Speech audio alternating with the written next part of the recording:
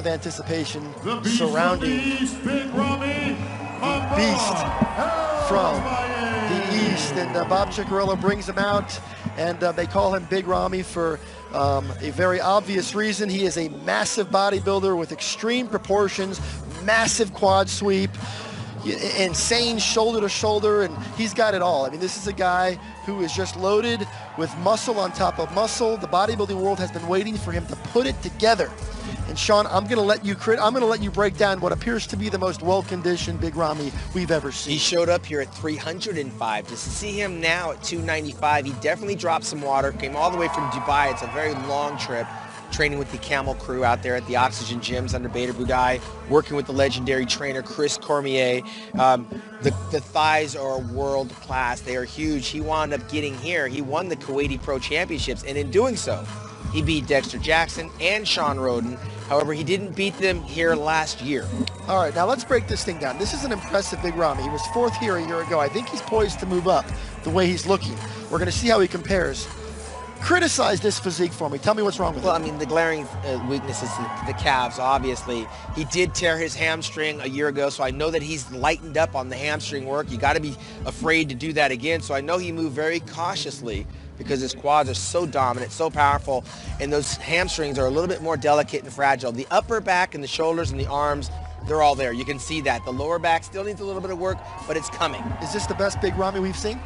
I'm going to reserve that till I see him standing next to the other guys. Right now, I've seen Rami in person competing in several different competitions.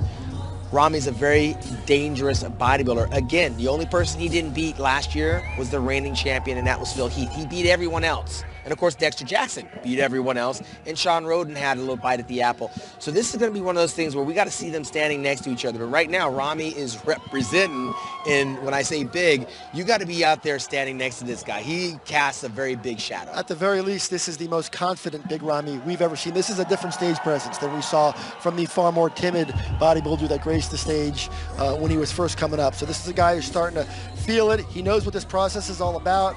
He's getting some swagger, and quite frankly, he has earned it as he... Reigning and defending Olympia champion, the Gift, Phil Heath. Sean, 11 years ago, at your event in Colorado at the Sean Ray Classic, a young man named Phil Heath, who was competing in his hometown that night, made his professional debut. He wowed the crowd. It was a victorious debut. He won a week later in New York, and so began one of the most illustrious careers this sport has ever known.